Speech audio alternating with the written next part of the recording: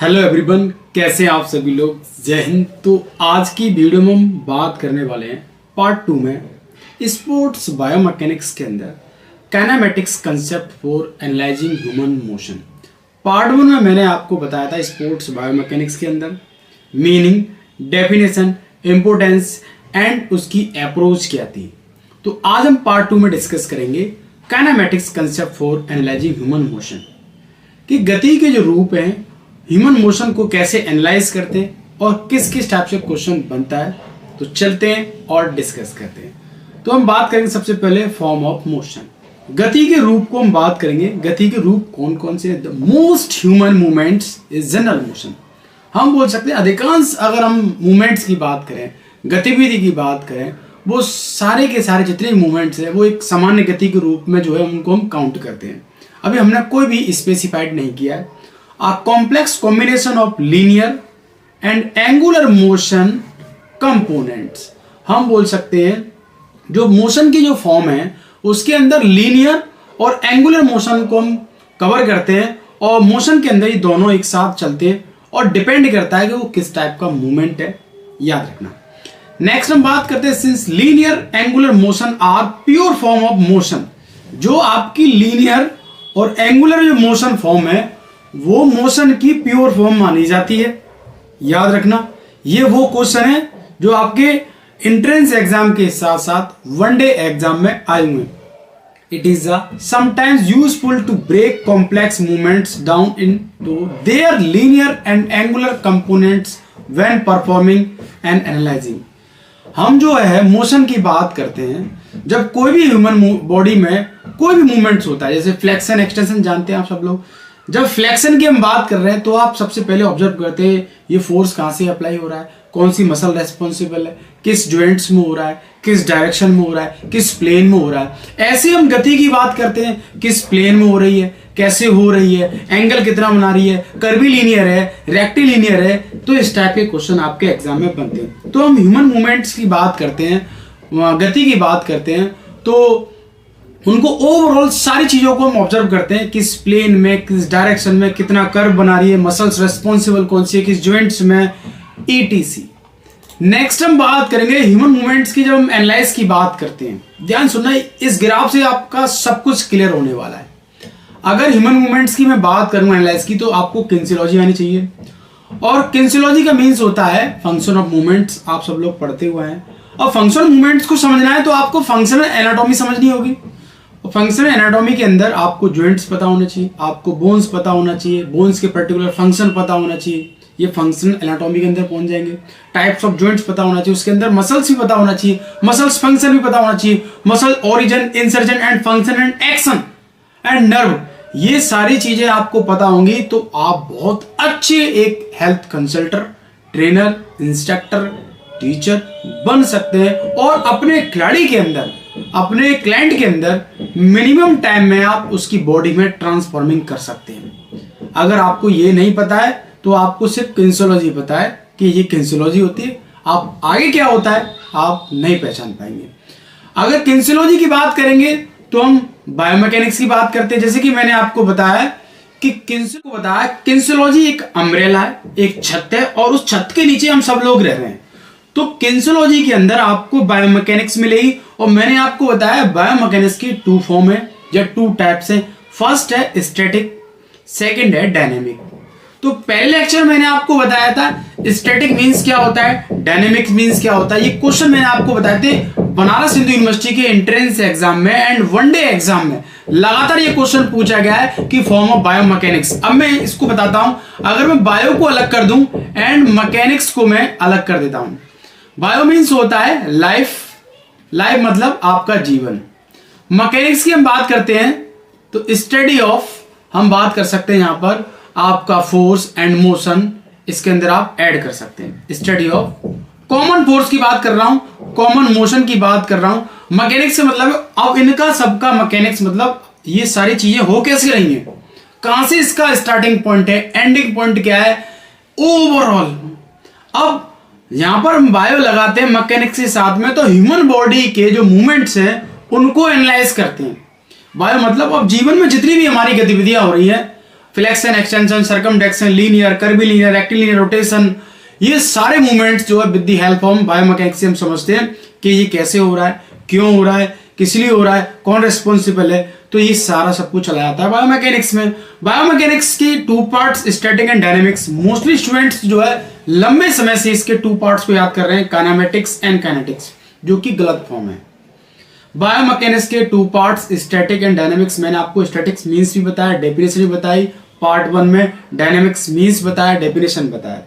Dynamics के two parts हैं, kinematics and kinetics. अब काइनेमेटिक्स क्या होता है, काइनेटिक्स क्या होता है, सिंपल वर्ड में आपको बताता हूं।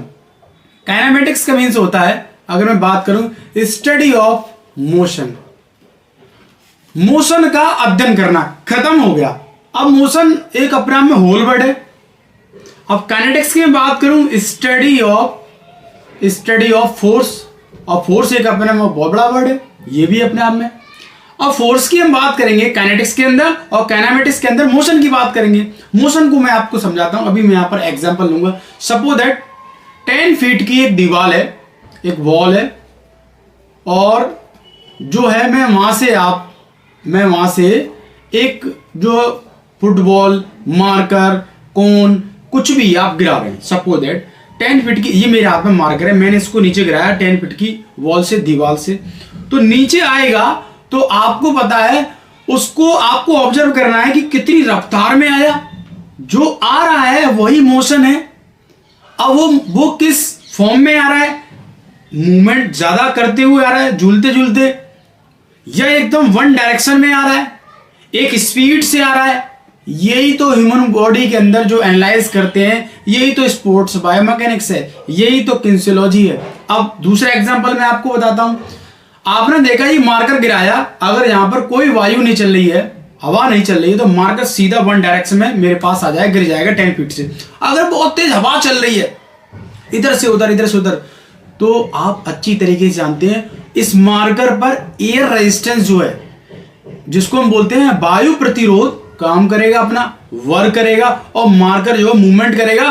तो इसको आने में, इसके हम टाइम को नोट करेंगे तो वो थोड़ी देर में आ पाएगा, क्योंकि एयर रेजिस्टेंस जो होता है वो हमारे एक्टिविटी को, वो हम बोल सकते हैं वेरियर का काम करता है। जैसे आपने देखा होगा एथलेटिक्स में जितने भी नेशनल और इंटरनेशनल लेवल के टूर्नामेंट होते हैं, एक ऐसे मौसम में रखे जाते हैं, आपको शायद नहीं पता होगा, कि उस टाइम पर जो वायु का जो हम बोल सकते हैं वेग है, विंड वेलोसिटी है, वो नॉर्मल हो। और ये भी आपको पता होना चाहिए कि ट्रैक में जब हम दौड़ते हैं तो विंड वेलोसिटी कितनी होनी चाहिए, ये प्लीज कमेंट करके बताएंगे अगर आपको पता है। तो ये लगातार आपके एंट्रेंस एग्जाम, वनडे एग्जाम में आया हुआ कि विंड वेलोसिटी जो है, वायु का वेग जो है, कितना होना चाहिए जब हम 400 मीटर ट्रैक पर दौड़ने के लिए जाते हैं। तो एयर रेजिस्टेंस बैरियर का काम करता है। तो मोशन को एक अपने आप में हम बोल सकते हैं डायरेक्ट उसको इंपैक्ट पड़ेगा, उसमें बाधा का काम करेगा। तो ये समझना है आपको, यही एक अपने आप में स्पोर्ट्स बायोमैकेनिक्स है, यही एक अपने आप में किनेसियोलॉजी है। अब काइनेमेटिक्स की हमने बात करी, अब काइनेटिक्स की हम बात करेंगे। फोर्स, स्टडी ऑफ फोर्स, मतलब बल, जिसको हम बोलते हैं बल का अध्ययन करना। Force, these are two types, एक होता है इंटरनल फोर्स और एक होता है एक्सटर्नल फोर्स। एक्सटर्नल फोर्स को हम बोलते हैं ग्रेविटेशनल फोर्स, गुरुत्वाकर्षण बल, जो हमारे चारों तरफ लग रहा है, हमारे को जो पिंच कर रहा है।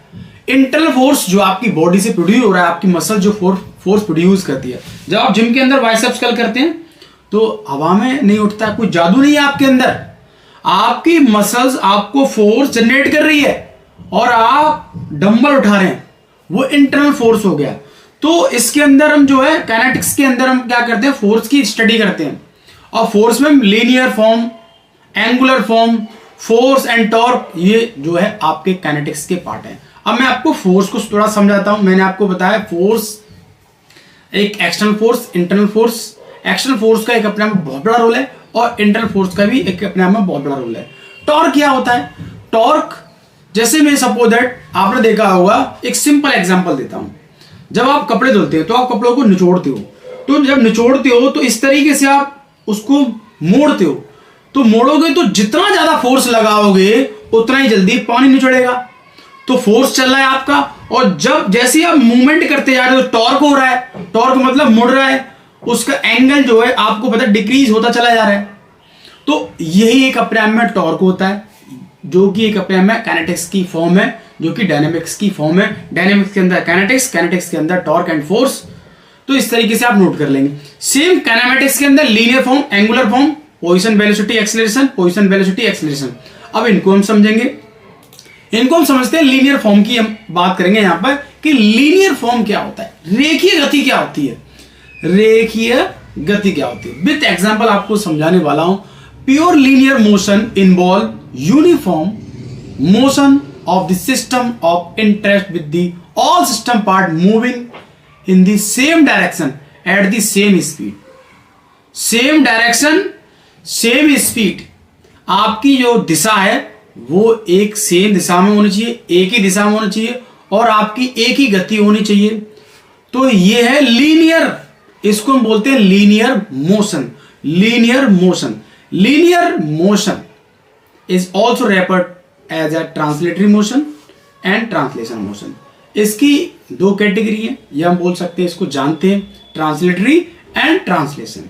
लीनियर मोशन में also we thought of as a motion along a line if the line is straight. If the line is straight the motion is rectilinear.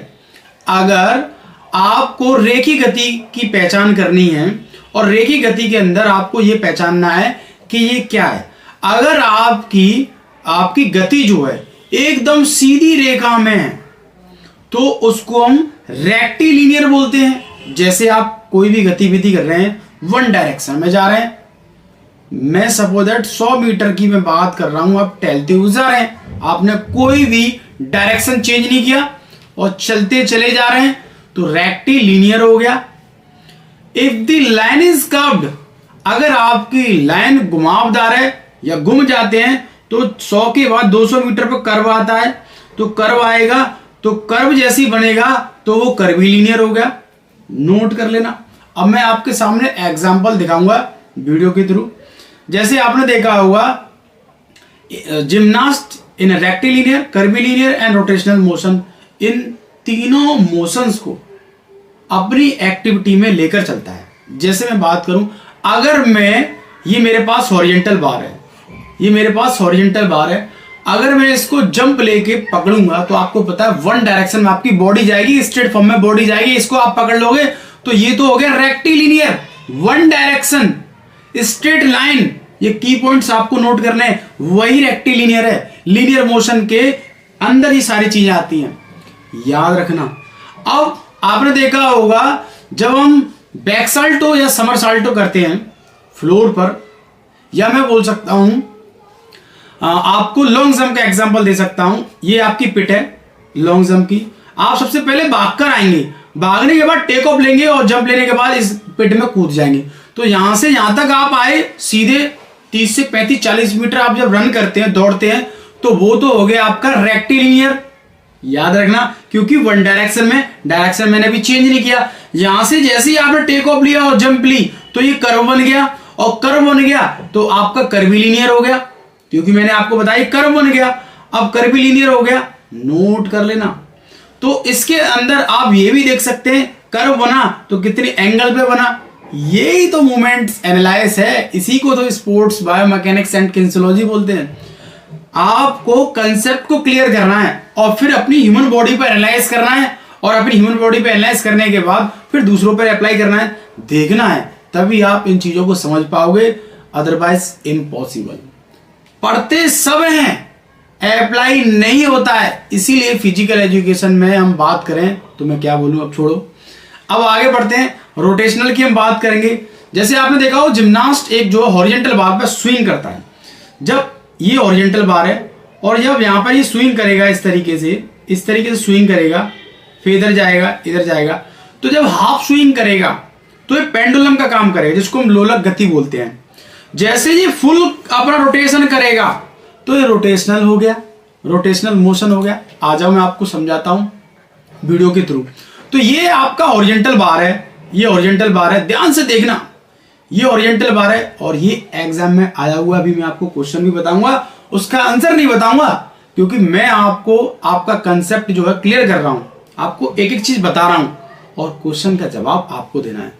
तो ये हॉरिजॉन्टल बार है। जब हम हॉरिजॉन्टल बार पे जब हम इसको पकड़ेंगे या कोई पकड़ाता है या कोई पार्टनर अपोनेंट आता है तो हमारी कमर पकड़ता है, इसको एकदम हॉरिजॉन्टल को बार को पकड़ा देता है। वो पकड़ने के बाद आप उसको पकड़ लेंगे, फिर उसके बाद आप स्विंग करेंगे।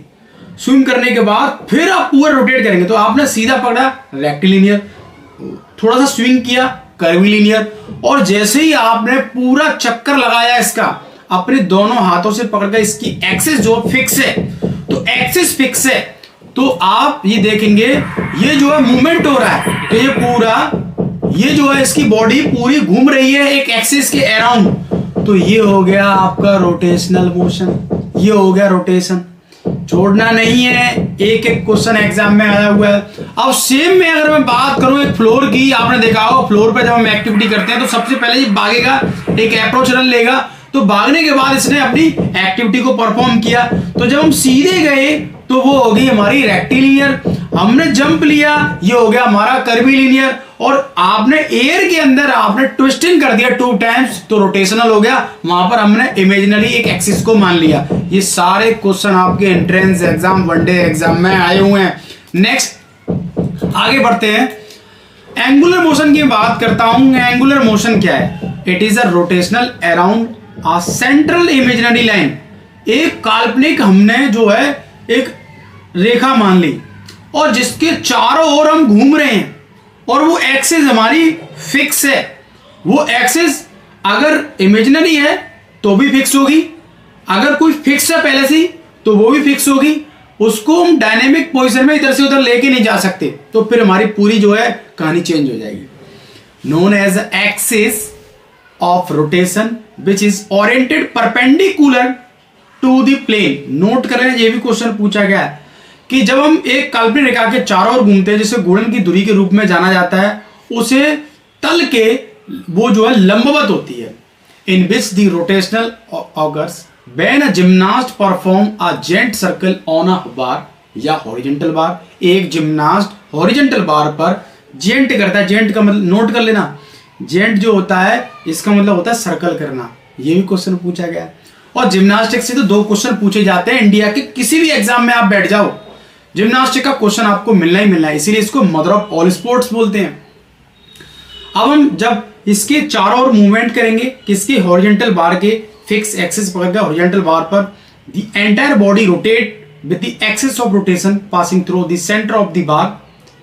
अब एक हमारे पास रोड है, हमने दोनों रोड को पकड़ लिया, हम चारों ओर मूव कर रहे हैं। जैसे यहाँ पे आप एग्जांपल देख सकते हैं, ये एग्जांपल देख सकते हैं, तो ये रोटेशनल है। अब आपको देखना है इसकी पोजीशन को, इसकी लेग पोजीशन को, फोर्स कहाँ से जनरेट हो रहा है, ये सारी चीज़ें आपको ऑब्जर्व करनी होती है। यही होता है हमारा स्पोर्ट्स बायोमैकेनिक्स, यही होता है हमारा स्पोर्ट्स कैंसिलॉजी या किन्सिलॉजी या बायोमैकेनिक्स, कुछ भी बोल सकते हैं। सारी चीज़ें हम वही पढ़ते हैं कि करेक्ट कैसे करना है, इम्प्लीमेंट कैसे करना है, याद रखना। दूसरा एग्जांपल मैं आपको बताऊं, entire body rotate with the axis of rotation passing through the centre of bar when springboard diver execute somersault in mid air. Means हम बोल सकते हैं आपने स्विमिंग के अंदर जो डाइविंग करने वाले खिलाड़ी होते हैं, वो पहले आप स्प्रिंग बोर्ड पे वो वर्टिकल जंप लेते हैं, जंप लेंगे जैसे ही उनको एकदम फोर्सफुली जंप लेगी, एग्जीक्यूट करेंगे, अपनी बॉडी को एयर में रोटेट करते हुए 1 टाइम्स 2 टाइम्स, फिर अपनी बॉडी के एक्टिव मतलब रिलीज करते हैं और पानी में एकदम कूद जाते हैं। तो वहां पर भी एंगुलर मोशन हमें देखने को मिलता है, याद रखना। ये सारे वो क्वेश्चन है जो आपके entrance exam and one day exam में आए हुए हैं। एक भी क्वेश्चन आपको छोड़ना नहीं है। तो यहां पर हमने हॉरिजॉन्टल बार का एग्जांपल बताया, ये आप देख सकते हैं, ये रोटेशनल है और रोटेशनल है। अब एंगुलर मोशन रोटेशन हो रहा है तो एंगल कौन सा बनना है, तो ये भी आपको नोट करना है। तो ये है आपके सामने एक क्वेश्चन। अब मैं आपको बताता हूं, आप देख सकते हैं कितनी डीप से क्वेश्चन पूछा गया। अब मैं ये देखूंगा कि ऐसे कितने स्टूडेंट्स हैं कि मेरे लेक्चर को सुनने के बाद, दोनों लेक्चर अगर आप देखते हैं, पहला लेक्चर स्पोर्ट्स बायोमैकेनिक्स का, ये दूसरा लेक्चर है, डेफिनेटली आप इस क्वेश्चन को कर लोगे। अब एक क्वेश्चन के अंदर कितने क्वेश्चन छिपे हुए हैं, अगर आपने कंसेप्ट क्लियर कर रखा है तो इस क्वेश्चन को कर लोगे। क्वेश्चन है, a gymnast is rotating on uneven bar. अब अनइवन बार की मैं बात कर रहा हूं, तो अनइवन बार जो गर्ल्स के लिए यूज होता है, पहला क्वेश्चन, हर एक क्वेश्चन बताऊंगा। अनइवन बार जो होता है इसको असिमेट्रिक बार के नाम से भी जानते हैं। अब ये जो हो गया एक question, asymmetric bar, uneven bar for girls के लिए यूज होता है जिम्नास्टिक के अंदर, रोटेट कर रहा है at constant angular velocity, constant angular velocity. तो constant angular velocity, constant speed से मैंने आपको बताया था स्टैटिक और डायनेमिक के अंदर क्या होता है, चेंज हो जाता है। एक्सीलरेशन जो है डायनेमिक फॉर्म में होगा। अगर आपने लेक्चर फर्स्ट देख रखा है तो आप बिल्कुल इस क्वेश्चन को कर दोगे। फिर उसके बाद बोला है we can say there will be no change in, means एक जिम्नास्ट लगातार कोणीय वेग पर असमान बार पर गुणन कर रहा है, घूम रहा है, तो हम कह सकते हैं कि कोई उसमें बदलाव नहीं होगा। तो अगर आपके क्वेश्चन समझ में आया हो, पहला लेक्चर आपने देखा है, हालांकि ये जो क्वेश्चन है सेकंड लेक्चर पार्ट 2 जो है हमारा उससे कवर हो जाएगा, तो इस क्वेश्चन का आप जवाब देंगे, मैं आपके लिए छोड़ रहा हूं। अगर आप तैयारी कर रहे हैं CUET and PTI and TGT and जितने भी हमारे वनडे एग्जाम होते हैं, सारे एग्जाम में ये क्वेश्चन पूछा गया है, इसका जवाब देंगे। तो मिलते हैं नेक्स्ट वीडियो के साथ। Thank you.